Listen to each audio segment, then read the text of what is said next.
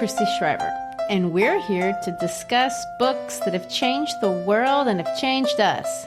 And I'm Garry Shriver, and this is the How to Love Lit podcast.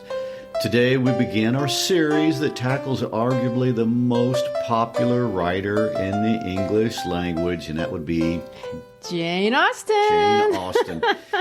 One significant critic, Brigid Brophy, described Austen as the greatest novelist of all time. Well, I'm not sure that's not uncontested, but suffice it to say, she's done what few have done before or after her, and that is to become beloved by both critics and readers alike.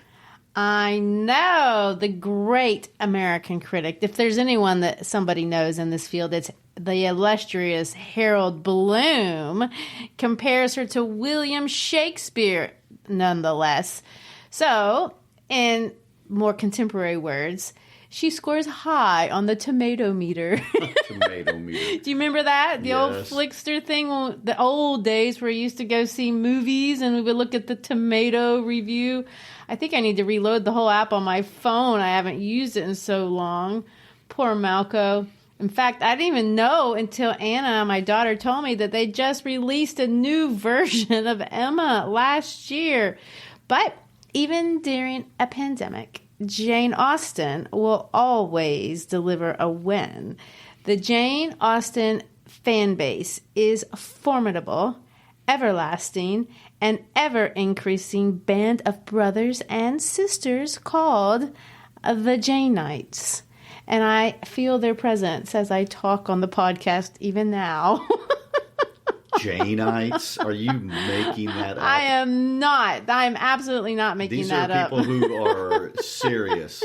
Yes, the term actually was introduced in 1894. Think about that. By a scholar who wrote an introduction to this new edition of Pride and Prejudice that was coming out. But it's taken on, obviously, a life of their own. And there are every variety of Jane-ite. Send us a tweet if you are one. I know you're out there. During World War I have trouble saying that word. World War I. Kipling, the writer, published a story called The Jane-ites that was actually about a group of soldiers who were secret fans of Austen. So I bring that up to show you that it's not just a bunch of old marby suburbanite English teachers that like Jane Austen. The Jane Austen Society of North America has thousands of members, and that's just America. Obviously, the Jane Austen Society of the UK, that's closer to home, and it's expectedly well developed. But there's a Jane Austen Society in Brazil, and Australia, and the Netherlands, and the Czech Republic. Those are the ones that I found out about. So you're saying there's a global passion for all things Jane, and it's been around for a long time. Jane Austen is a legend, a force to be reckoned with, and her storytelling creates an intimacy and a sense of humble confidence that endears us to her characters, but not just to her characters, to her. She's everyone's best friend, and it makes me nervous to talk about her. It's quite intimidating. Her works, they're readable and they're enjoyable even on the first pass, but they're not simple. Austen kind of reminds me of those people who are really good at their job, but they're so good at it, it makes the job look easy. Kind of like when you watch Tom Brady throw a 50-yard football and then, well, I've done this actually, and you try it at the annual Thanksgiving football game and you don't understand why yours only goes 7 yards and falls. I've seen your throws. I know. Or Tyra Banks. She makes smiling for the camera look so simple, and then you try it and it's an awkward experience. And then the worst, this is the worst, those Pinterest people. They have the DIY projects and you watch the video. They do this on TikTok too. And then they take this, I don't know, anything, horrible lampshade and some spray paint, and they make it look like a modern fixture, and you try it and it looks like a horrible lampshade that you spray painted. I've had some of those fails myself. And I know what you mean, but it's funny that you bring up Tyra Banks and smiling. I know. You wouldn't think modeling would be that hard, but just try to make a video clip for a podcast. It's very nerve-wracking and awkward. So if you're not following us on social media, you should definitely check out our awkward videos. We do try to be cutesy and funny, but We are no Tyra Banks. Definitely not. But Jane Austen is. She makes you believe she's this little unintimidating auntie living in her little room, writing a few notes in the parlor about everyday life. But really, she's building a cult.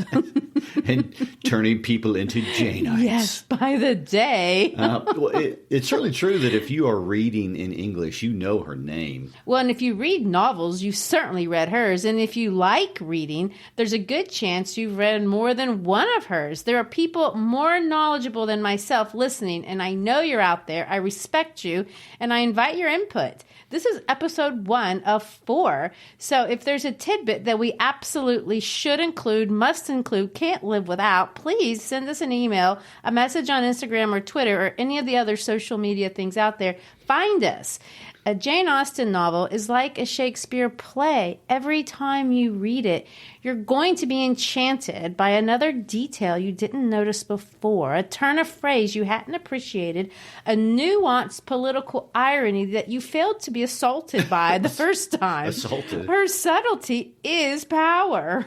Well, and truth be told, I have to admit, for me, I know her better from the film versions than the book versions. Well, you're not in the minority, and they're surprisingly good. They're not like, the Frankenstein ones that we've that read. have missed the mark of that the have story. missed the mark. No, there's no shortage of movie companies that are ready to monetize on the gift that keeps on giving, Jane Austen. But they respect her. It's just amazing, and it cracks me up. The only thing that I find interesting is the difference. You can tell between the ones that are the British and the ones that are American produced. I can tell immediately that the 1997 Emma is American produced and Sense and Sensibilities done by the British. I agree. And I'll tell you how this works for me. The biggest difference is that I don't need subtitles when the Americans are pretending to have British accents. But the British do? But the Brits, some of them I have to have the subtitles because it's so quick and so fast. But anyway, but do you think one continent makes better Austen movies than the other? Oh, I'm not going to take a position on that. But like everyone else in the world, I feel like I know Jane a little bit, and I think she would absolutely be very proud of her box office success.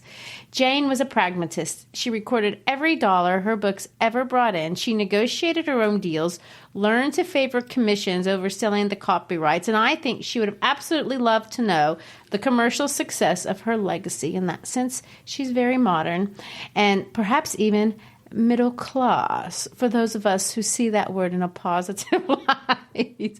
So, having said that, she is also the quintessence of Regency England, to the point that for many of us, or maybe should I say for myself, I've come to think I understand a little bit about what it means to be English, looking through the lens of Jane Austen's presentation of Regency England, when I know, of course, that's simplistic and misguided, but it's a tribute to the great Jane that's what I think. One immediately distinguishing element, though, of coming from this Regency period is that Austen published all of her works anonymously. I'm pretty sure it would have been perceived as vulgar for a lady to put her name on the cover of a novel. She wasn't famous during her lifetime, well, except for this little incident when her brother outed her, but that was kind of forgivable and perhaps endearing. I wouldn't be able to keep a secret if I had a celebrity in the family. He was proud. Yeah, well, it's kind of nice to think of him as being proud of her. In fact, their family seems to have been really close all of her short life. And her writing period was so short, and all of her books eventually became so popular. And I've just finished listening to Emma on Audible, and it's very easy to listen to. True. And in fact, if you're not a big reader, I do think listening to her work on Audible is the way to go. There's lots of amazing renditions. Emma Thompson was involved in the one we just listened to, and it's absolutely fantastic. Austen's characters and dialogue are natural. Her novel writing feels kind of like a movie script, and I think everyone can enjoy it, even if you don't think, oh, I'm not going to like an old Regency novel. But we have chosen, in case you haven't guessed, Emma to feature for this series, and I know there are other very beloved choices. But interestingly enough, I have not found a single critic who does not steadfastly declare with absolute certainty that Emma is Jane's masterpiece. And that is something I didn't really know when I first read the book as a young adult. I didn't read it for school. I read it because I loved Pride and Prejudice, and I thought, ooh, I want to read another Austen novel. I liked the title and thought, ooh, that's a fun-sounding name. Female hero. Of course. So did you read Pride and Prejudice in school? Because I know many schools still put Pride and Prejudice at the top of their required reading list. No, I didn't. But I know that the sassy Elizabeth Bennet is lots of people's favorites because they did read her in high school. Our good friend Paul Dooley, who was chair of the English department at Bolton High School here in Memphis for over 20 years, certainly required all freshmen to read Pride and Prejudice the summer before entering the freshman honors English program. And both of my daughters dutifully did so. And to be quite honest, for that reason alone, I was going to pick Pride and Prejudice to do for the podcast until we got an email from one of our listeners, Emery from sunny San Diego. Emery wrote us and recommended we feature Emma. Emery said it was her all-time favorite for its cleverness. And after reading it again and preparing for this series, I have to admit, Emery is absolutely right. It's extremely clever. So for those of you who are ready for a second Emery recommendation, Emery also gives a shout out to the new production of Emma, starring Anya Taylor-Joy, Johnny Flynn, and Mia Goth. And I think it's charming too. It's got great musical choice. The costumes are fun, and they do use a lot of Austen's original dialogue. So even though I will always be charmed by Pride and Prejudice, famously sarcastic first line, the one that gets better with every century. And what is that? Well, let me quote it to you, because it must be quoted exactly. It is a truth universally acknowledged that a single man in possession of a good fortune must be in want of a wife. So she makes a matter-of-fact statement that society just absolutely accepted, but she says it in such a way that brings to your mind a sudden doubt as to whether that's the kind of thing society should accept or may actually be foolish to not question. Exactly. It's so subtle, and it's what people love about it. If you look at that sentence, it's a truth universally acknowledged, and then by the end of the line, you're thinking, well, maybe it shouldn't be. But things like that are everywhere in 1,000 different ways. And exactly what Emery means when she references Jane being so clever. So in honor of the great Jane and the great Emery, let's time travel to Regency, England, explore the village life of Highbury, and meet our heroine, Emma Woodhouse. Gary, what the heck is Regency, England? Okay. Glad you asked. And for starters, let me reference back to the point you made about the way the Americans and British recreate ages of English history. Shonda Rhimes has produced this hit Netflix series called Bridgerton, and right now it's one of the most popular TV shows around the world, and it's seen in like over 82 million households. And that's the latest portrayal of this time period, and it's kind of a shining period in a lot of ways. And from my view, after just finishing Emma, it seems to borrow concepts from Jane Austen novels and mix them with elements of hit American TV series like Gossip Girl. And of course, she takes liberty with the music, the costuming, and other modern elements to heighten the glamour. And there's the preoccupation of the mothers and the daughters with marriage proposals and balls and etiquette. And it's on point. And honestly, it's not frivolous, although it may appear to us from kind of this vantage point of history. So let's talk about it in years. We can, if you've seen the show, you can kind of visualize the scene in your head. But Jane was born in 1775, but she only lived a few short years. She died in 1817, and she published only 6 novels, and they were all published between 1811 and 1817. Again, that's an incredibly short period of time, although it did take her, I don't know, something like 20 years to write them. But just to put her in context, Gary, those are her personal, that's her personal story, her years. But what about the world at large? What was going on? Quite a bit, actually. The Regency years, precisely, were 1812 to 1820, which is not a long period of time. It obviously her life begins before the Regency period. So I want to set this up to provide a little context.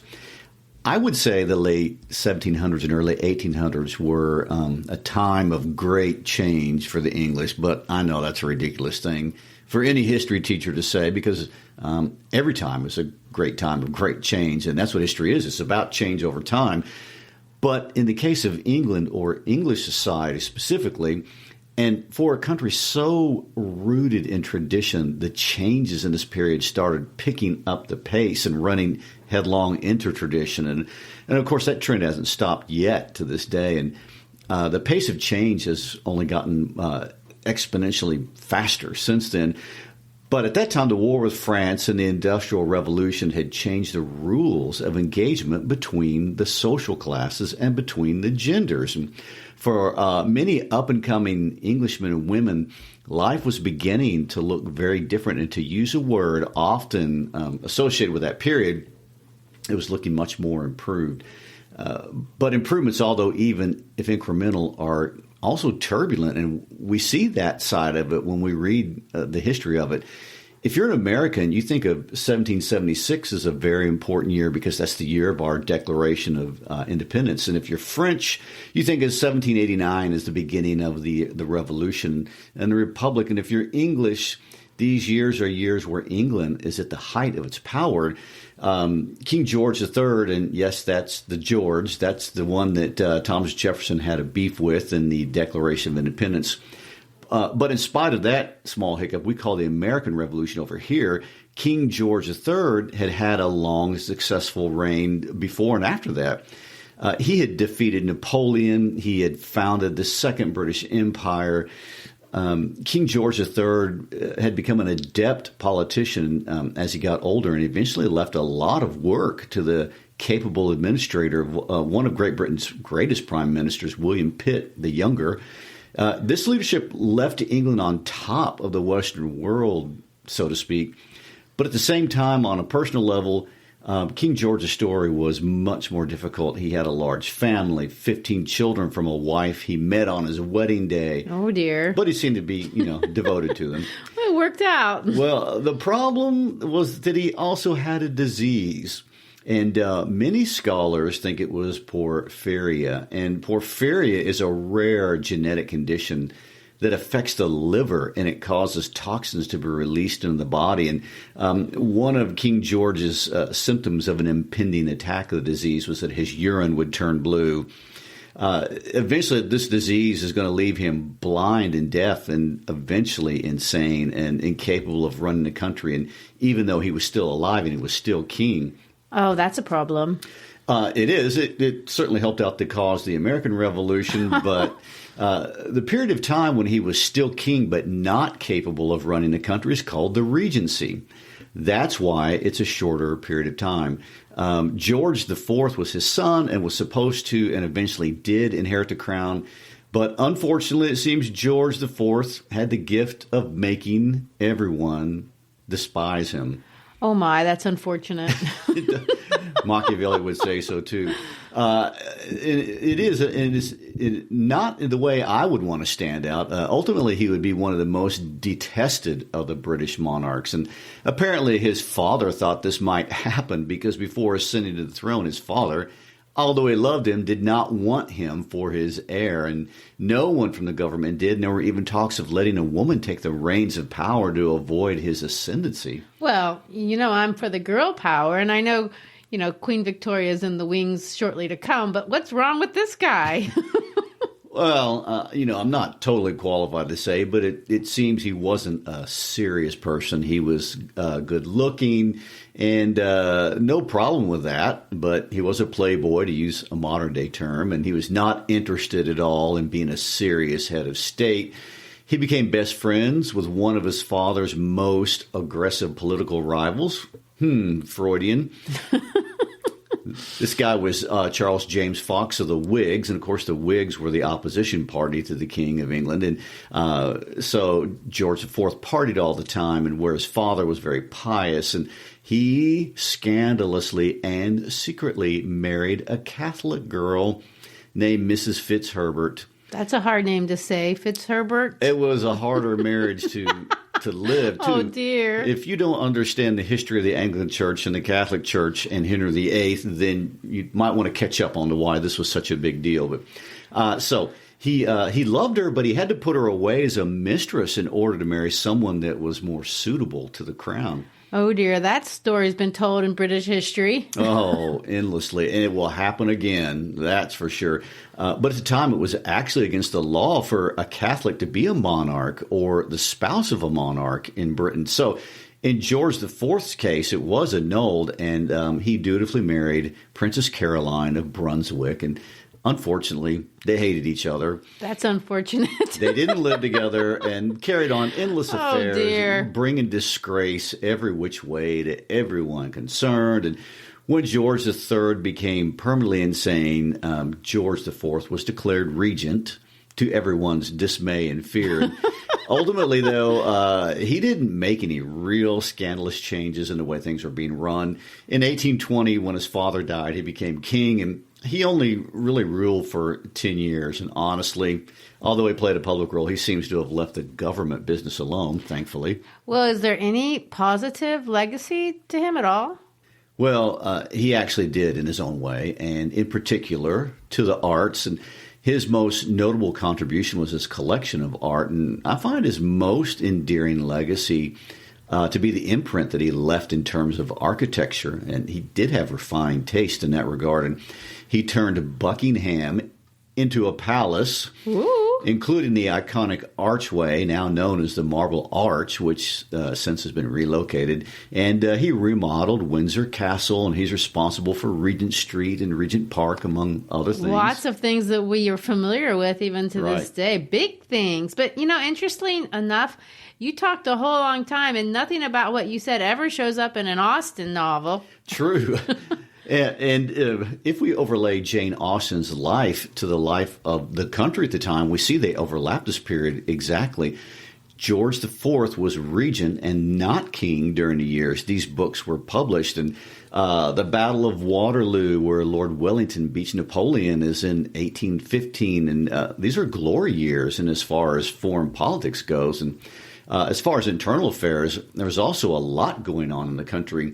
England was what today we would call a developing nation. And although they had an upper and emerging middle class, about a third of the country, the laboring population, really lived permanently on the verge of starvation. So think about that for a moment. That's a lot of people. Yeah, that is sad. Yes. In 1819, the Peterloo Massacre stands out because 60,000 people came out to protest poor conditions. And they were charged, as in physically charged, by the cavalry. And this is social turmoil on a large scale. England at this time was an extremely political place. There was strong patriotism, but there was also very strong sentiment for social reform. And Austen, who is known to have read as many newspapers as she could get her hands on, and who had two brothers who were admirals in the Navy, she was clearly very well aware of everything going on around her in this grand scale. And yet, how interesting that none of what you just described shows up in her novels. Well, I say none of it. Of course, Pride and Prejudice has soldiers, most notably Lydia Bennet running off with the scandalous Mr. Wickham. Oh, my. And in Anna, there's that interesting discussion about stamps, but that's as close as you get when it comes to politics. Oh, the stamps. They weren't received well in the American colonies I'd say they weren't. either. So it's mentioned, and for us that doesn't seem like much of anything to pay attention to, but actually in Regency England, this was a big deal. And Austen's reference to the stamps in Emma would not go unnoticed. And as we know, the government raised money to pay for all these wars by increasing the charges to mail letters. And this is interesting. Unlike today, the person who had to pay for the stamp was the person who received the letter, not the person who sent it. So don't send me anything. It's like a collect call. Yeah, you're literally mailing a bill to your friend, which is what happens in Emma when Jane Fairfax writes Miss Bates. And one reason why poor Miss Bates values the letters so much maybe is because she had to pay for them. Plus, you had to pay per number of sheets that you mailed. So obviously, and Miss Bates points this out too, good people write on every available space to save the recipient extra charges. So it's interesting when Miss Bates and Emma says this. In general, she fills the whole paper and crosses half. What she's trying to say that she's just written on every teeny tiny space on the whole page. And Miss Bates, of course, appreciates everything and appreciates that. Well, while we're on the subject of letters, and there are quite a few letters in Emma, another thing to notice, unlike today, is that your letters were public things. You didn't write a letter just to your mother or your sister or as private correspondence. Yeah, I find it different. Today, if you open someone's mail, even their email, it's very much ill-received and considered a privacy violation. You wouldn't hardly do it to your child. But that was not the case in Regency England. A letter was understood in kind of the same way we think of a newsletter today. They're public documents, really more like an Instagram or a Facebook post. And people read their letters to anyone and everyone, and they did so very proudly. They contained news, and everyone in Highbury, just like in Memphis, how's that for a comparison? They like news and politics and society and deaths and births and big events and anything that's going on. And remember, information in those days was a commodity. So hopefully that gives you kind of a bit of an overview of the world that we're getting into. It kind of reminds me of when we had that discussion about Lorraine Hansberry when we talked about that in Raisin in the Sun. And she said that she wanted to talk about the universal by looking at the particular. In other words, I want to talk about all of humanity by focusing in on a few particular lives. And honestly, I can see that's what Jane Austen does as well. No one reads Jane Austen if they're wanting to understand the global intrigue caused by Mr. Pitt's war or Napoleon's exile to Elba. No, you're not going to get that. No, you read Jane Austen to understand that at the end of the day, we are all concerned about our own little village and our own future prospects. There's a word she uses a lot. And although it's very un-American to admit such a thing, even in a democratic, egalitarian country like the U.S., to be honest, we're really interested in money and rank. And if you doubt that, look at BuzzFeed. Our hypocrisy is revealed in every story. Oh, you can never escape the draw of elitism. Oh, no. Regency England provides us with this kind of wonderful context for all of this. They were more honest about it. And the middle class, this time period, was actually a small group of people, estimated at around 25,000 families. But it isn't a static society. It's moving. And people born poor could break into the next social group, and people did break into the groups. And this is exactly what we're seeing through the entirety of Emma. Yes, Robert Martin is an up-and-coming farmer getting his foot into the middle class. And Mr. Elton openly admits that everyone has, to use his words, their level. And he was very aware and concerned about this. Well, he's right to notice that. I mean, all kinds of merchants and tradesmen and lawyers were acquiring wealth at this time period and mixing with those of higher ranked birth. And Emma mixing with Harriet is an excellent example. Mr. Elton, like many before and after him, wants to use the age-old, tried-and-true method of marrying into a higher level. A higher level. Instead of doing the hard work of building themselves into the higher level. Well, it wasn't presented in a very positive light, I must add. We said at the beginning of the episode that this was the age of improvements, and you use that word, and I love that language. We see it in all the Austen novels, and it's very pronounced in this one, and it's the core of their culture and a driving force throughout all of Austen's novels, and one that I really hadn't understood the first time that I read the book, at least not, consciously. I didn't understand that when these girls are practicing their pianoforte or learning French or learning to draw, it's because they're improving themselves. Making themselves more fashionable isn't just vanity. It's becoming more acceptable, building a better future, turning yourself from a poor girl into a proper lady.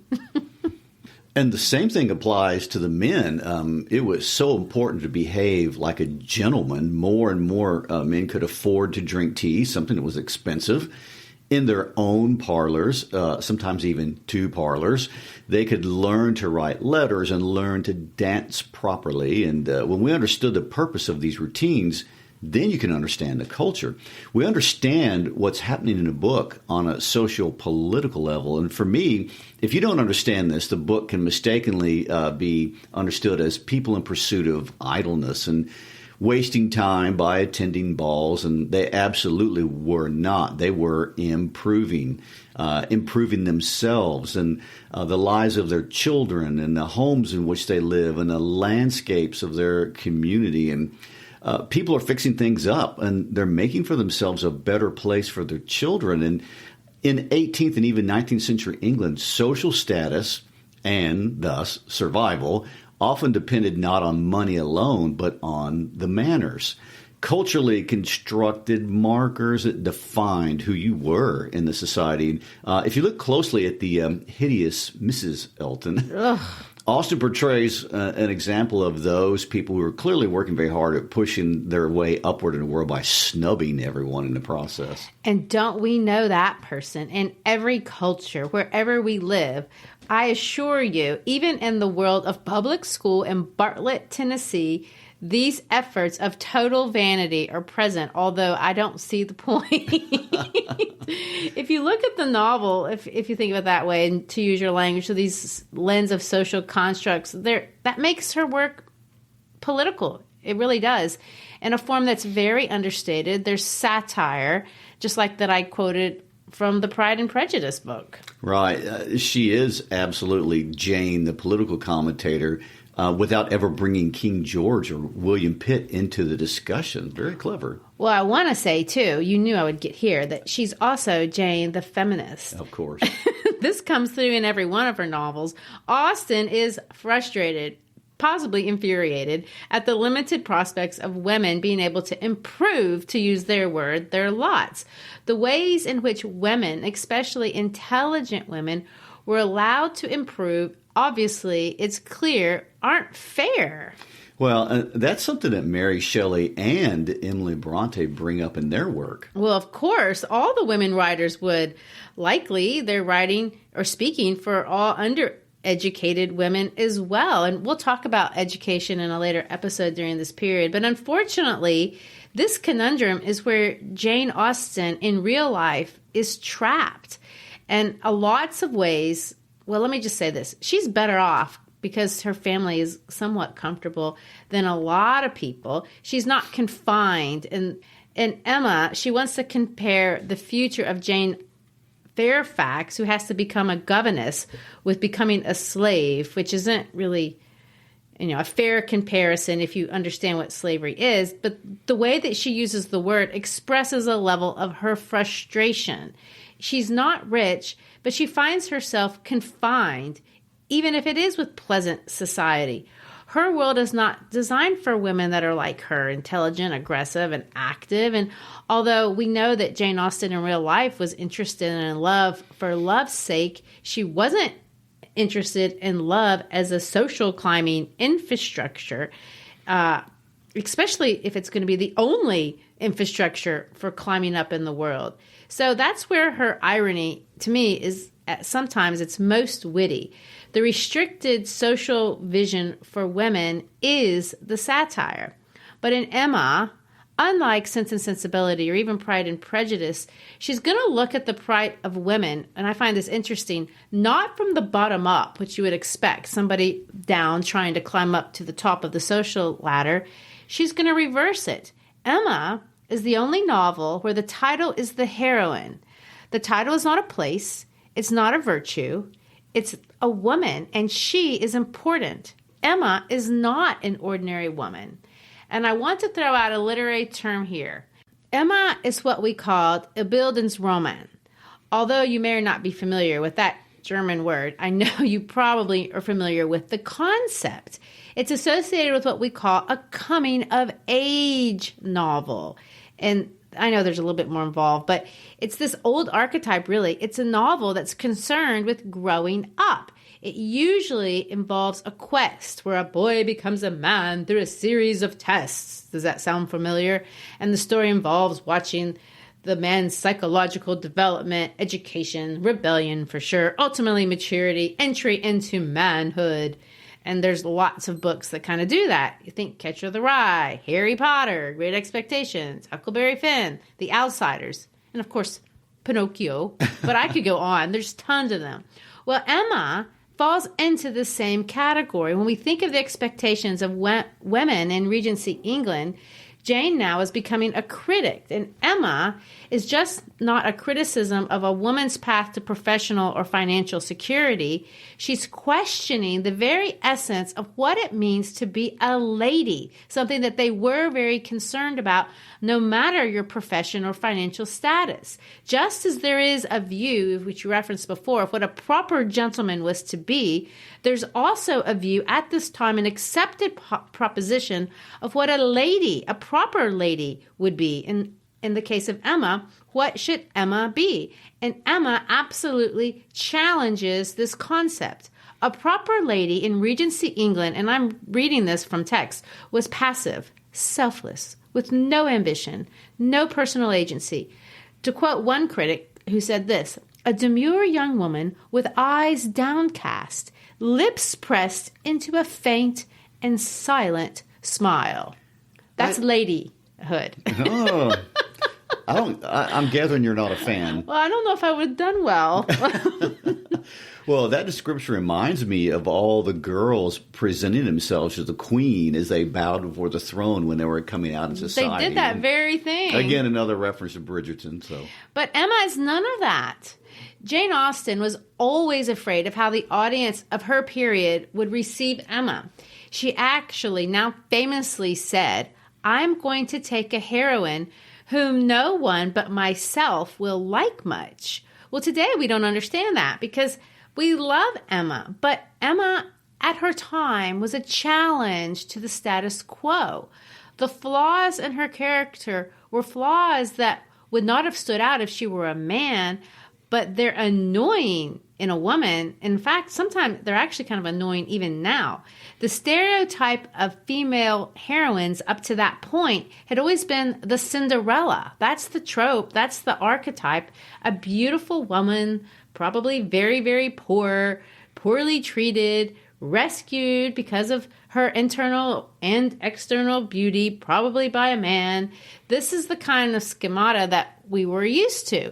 It's kind of what Pride and Prejudice does a little bit. But Emma defies that. From the very first sentence, we're seeing a different sort of woman. So, Gary, read sentence number 1, as we are prone to do when we start books.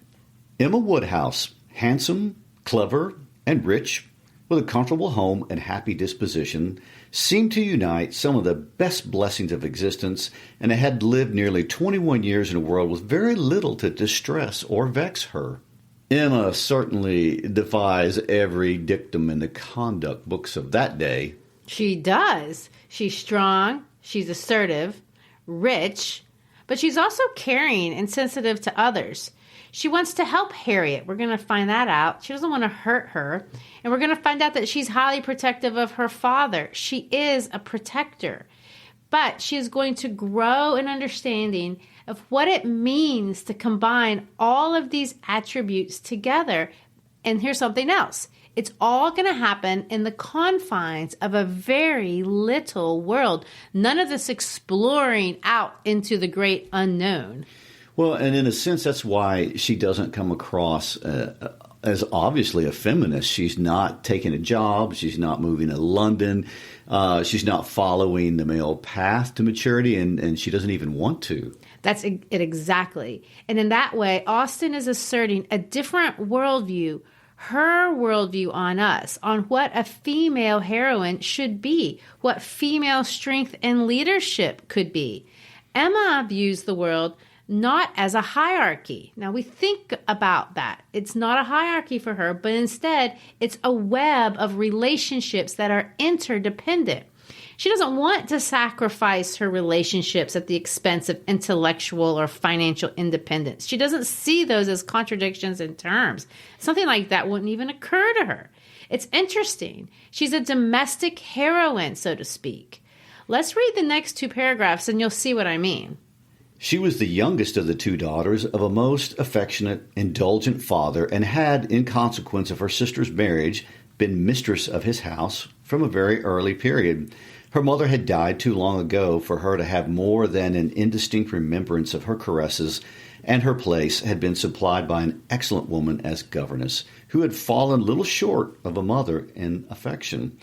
16 years had Miss Taylor been in Mr. Woodhouse's family, less as a governess than a friend, very fond of both daughters, but particularly of Emma. Between them, it was more the intimacy of sisters. Even before Miss Taylor had ceased to hold the nominal office of governess, the mildness of her temper had hardly allowed her to impose any restraint.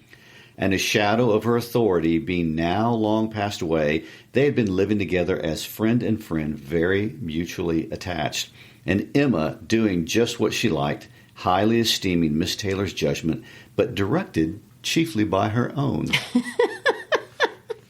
Well, Emma, like many women, like many modern women, is interested and views the world through her relationships. The book starts out establishing who she is through her relationships. Her father, Miss Taylor. She's interested in intimacy and doesn't apologize for it. She's happy, clever, rich, handsome, and interconnected. It's also interesting to see that she is not unemployed. Emma has duties. She's the manager of her father's home, and this is a job that she does not reject, nor does Austen devalue it. Like we might, in 21st century women, find this definition of female duties limiting, but Austen is not willing to do that. She doesn't devalue the importance of domestic life. And although Jane herself never married and was in many ways what we would call a traditional professional woman, she doesn't think that all women must be one thing. The definition of a lady in Emma is really internal. It's of an internal nature. It's strength of character, independence, choice. Those are what is at the core. This is an important place for things that are specifically feminine. She values good taste and artistry. A choice to devote your life to what you choose is the freedom, regardless of where you rank on the social scale. What makes Emma interesting or endearing, at least to me, is that we watch this young lady grow up. And she's trying to define who she is intellectually, emotionally, but she's honest. And she allows herself the freedom to be humble about it. We see Emma because, and we're going to talk about this next week, we get this psychological perspective of her, watch herself make mistakes, be honest about them, and then forgive herself. And to be that person who can honestly look at yourself, you're allowed to grow. Marriage may or may not be a fit for that. It's a wonderful place for some, and Emma thinks about that. But it isn't essential to completeness as a human being. And this was something that Jane found out in her own life. That's what Emma finds out in many ways. Emma is the portrait of a lady who understands herself enough by the end of the book. She learns who she is enough to assert personal power, her personal morality within herself as well as in her community. Next week, we're going to watch her do all those political, social, psychological things. Oh, my. But she's going to delight you while she does it. Well, that takes charm for sure. It does. We'll get into some of Austen's personal stories as well. I know people are interested, but that's it for today. There's your intro to the endearing heroine, Emma Woodhouse. All right. Well, thanks for being with us today. We always like to ask that you check us out on our Facebook page, on our How to Love Lit podcast page, on our Instagram page, and now on our YouTube channel. See you next time. Peace out.